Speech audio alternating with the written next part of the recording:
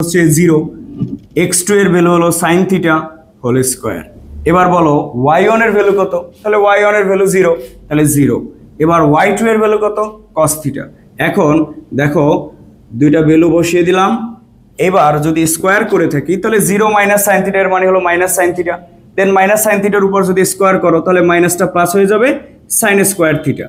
আর এখানেও 0 minus cos theta মানে minus cos theta, তার উপরে যদি আমরা স্কয়ার করি তাহলে হবে cos square theta.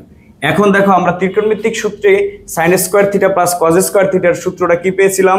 sin square theta plus cos square থিটার সূত্রটা আমরা পেয়েছিলাম 1। তাহলে এখানে আমরা 1 বসাতে পারি। তুমি অবশ্যই সাইড নোট দিয়ে দিতে পারো যে sin square theta plus cos square theta equal হচ্ছে 1। এখন দেখো 1 এর রুট কত? 1। আসসালামু আলাইকুম প্রিয় শিক্ষার্থীরা, সবাই ভালো আছো? আজকের তোমাদের আমি যে টপিকসটি দেখাবো এটি হচ্ছে class 9-10 higher math chapter 11 coordinate geometry স্থানাঙ্ক জ্যামিতি। তো আমি দুটি সরলরেখা এঁকেছি। এটা হচ্ছে একটি x অক্ষ, এটা হলো এই সরলরেখাটি x অক্ষ আর এই সরলরেখাটি হলো y অক্ষ। দুটি সরলরেখা লম্বালম্বিভাবে যে বিন্দুতে ছেদ করে তাকে বলা হয় মূল বিন্দু। আর এই দুইটা রেখার সাপেক্ষে যদি কোনো একটি বিন্দুর অবস্থান দেখায়, সেই বিন্দুটা ধরো পি বিন্দু x এবং y, এটাকে বলা হয় ভুজ আর এটাকে বলা হয় কোটি। এটা হলো ভুজ, x এর বিন্দুটা হলো ভুজ আর এটা হলো কোটি। এখন তাহলে x এর ভ্যালু হলো কোন একটি বিন্দু y অক্ষ থেকে কত দূরে আছে সেটা দ্বারা x বুঝাবে, y হলো কোন একটি বিন্দু y অক্ষ থেকে কত x অক্ষ থেকে কত দূরে আছে সেটা বুঝাবে। তাহলে p কোনো বিন্দুর অবস্থান যখন আমরা দেখাবো কোনো লেখচিত্রে, তখন এই x আর y এর বিন্দুর সাপেক্ষে তার অবস্থানটা হবে। এখন দেখো এই যে সরলরেখা দুইটি দ্বারা 4টি 90 ডিগ্রি অ্যাঙ্গেলে এটা যে বিভক্ত করলাম, এই বিভক্তের এই অংশটা অর্থাৎ এই অংশটাকে বলা হয় প্রথম চতুর্ভাগ, এটাকে বলা হয় প্রথম চতুর্ভাগ, এটাকে বলা হয় দ্বিতীয় চতুর্ভাগ, এটাকে বলা হয় তৃতীয় চতুর্ভাগ আর এটা হলো চতুর্থ চতুর্ভাগ। এই প্রথম চতুর্ভাগে x এবং y এর ভ্যালু পজিটিভ হবে। আর এই চতুর্ভাগে দেখো x এর ভ্যালু যদি নেগেটিভ সাইডে আসে তাহলে এটা হলো মাইনাস x হবে এবং y পজিটিভ হবে। আর এটার ক্ষেত্রে x মাইনাস y মাইনাস হবে, আর এটার ক্ষেত্রে x পজিটিভ y নেগেটিভ হবে। এভাবে আমরা কোনো বিন্দুর অবস্থান দেখাতে পারবো। যেমন যদি তুমি একটা বিন্দু বলি -3 + 4, তাহলে বলো -3 + 4 এই বিন্দুর অবস্থান কোথায় আছে? তাহলে -3 + 4 এই বিন্দুর অবস্থানটি হবে মূল বিন্দু থেকে 3 একক x এর নেগেটিভ সাইডে আসবে আর y এর 4 একক পজিটিভ সাইডে আসবে। তাহলে এটা হলো -3 + 4। দেখো -3 + 4, তাহলে এই বিন্দুর অবস্থানটি আমরা দ্বিতীয় চতুর্ভাগে বলতে পারবো। এইভাবে আমরা বিন্দুর পজিটিভ এবং নেগেটিভ সাইন দেখে তার অবস্থানগুলো আইডেন্টিফাই করতে পারবো। দুটি বিন্দুর মধ্যবর্তী দূরত্ব নির্ণয়ের জন্য আমরা প্রথমে দুটি অক্ষরেখা এঁকে নিব। একটি হচ্ছে x অক্ষ, তাহলে দেখো এটা হলো x অক্ষ, তাহলে x প্রাইম। আরেকটি হচ্ছে y অক্ষ, এটা হচ্ছে y প্রাইম। এখন এই ক্ষেত্রে আমাদের কাজ হচ্ছে দুটি বিন্দুর মধ্যবর্তী দূরত্ব। তাহলে আমি ধরে নিলাম একটা বিন্দু হচ্ছে p of x1, y1, আরেকটি বিন্দু আমি ধরে নিলাম q এবং সেটা হচ্ছে x2, y2। এখন আমাদের কাজ হলো এই দুটো বিন্দুর অবস্থান দেখানো। তাহলে সেক্ষেত্রে আমরা চলো দুটো বিন্দুকে গ্রাফে অর্থাৎ x অক্ষ এবং y অক্ষের জায়গায় অবস্থান দেখাই। তাহলে সাপোজ ধরো এটা হলো আমাদের p বিন্দু, তার অবস্থান হলো x1, y1। আরেকটি বিন্দু আমি ধরে নিলাম q, তার অবস্থান হচ্ছে x2, y2। এখন এই দুটি বিন্দুর মধ্যবর্তী নির্ণয় করব, দূরত্ব নির্ণয় করব। তাহলে ধরো pq, এটা হলো দুটি বিন্দুর সংযোগ রেখা। এখন তাদের দূরত্ব নির্ণয় করব। তাহলে প্রথমে p বিন্দু থেকে x অক্ষের উপরে আমরা একটা লম্ব অঙ্কন করলাম, সেটা হচ্ছে pm, এবং q বিন্দু থেকে x অক্ষের উপর আরেকটি লম্ব অঙ্কন করলাম, সেটা হচ্ছে qn। এখন এই দুটির মধ্যবিন্দু দূরত্ব নির্ণয়ের জন্য সেক্ষেত্রে দেখো তুমি এইটা যদি পি বিন্দু হয় তাহলে পি বিন্দুর ক্ষেত্রে দেখো এটা যদি মূল বিন্দু হয় তাহলে এটার দূরত্বটা কিভাবে হবে? মূল বিন্দু থেকে m এর দূরত্ব আমরা বলতে পারি x1 এবং পি বিন্দু থেকে m এর দূরত্বটা আমরা বলতে পারি y1। সেম ভাবে মূল বিন্দু থেকে n এর দূরত্বটাকে আমরা বলতে পারি x2 আর কিউ বিন্দু থেকে n এর দূরত্বটাকে আমরা বলতে পারি y2।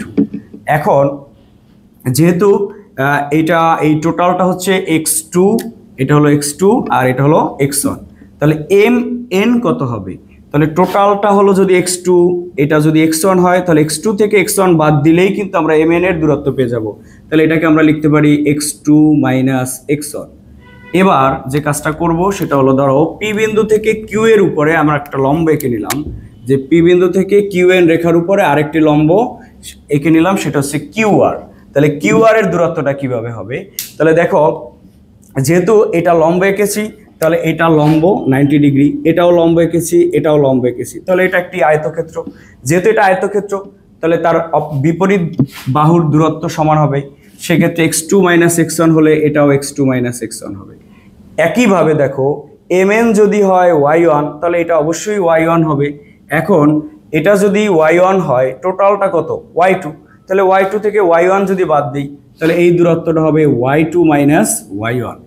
এখন এই যে y2 y1 আর এটার দূরত্ব পেয়ে গেছি আমরা x2 x1। তাহলে চিত্র থেকে কি পাই? দেখো, চিত্র থেকে পাই এটা কত, যে পি আর এটার দূরত্ব আমরা পেয়েছি x2 x1। qr, এই qr এর দূরত্ব পেয়েছি আমরা y2 y1। এখন এটা যেহেতু একটি সমকোণী ত্রিভুজ, তাহলে পিথাগোরাসের উপপাদ্য ব্যবহার করে আমরা pq এর দূরত্বটা বের করতে পারবো। তাহলে পিথাগোরাসের উপপাদ্য কি বলেছিল? যে পিথাগোরাসের উপপাদ্য ছিল হচ্ছে যে pq স্কয়ার, অর্থাৎ অতির্ভুজ স্কয়ার। মনে রাখবা, সমকোণী ত্রিভুজ যেখানে তৈরি করবে তার বিপরীত বাহুটা সবসময় অতির্ভুজ হবে।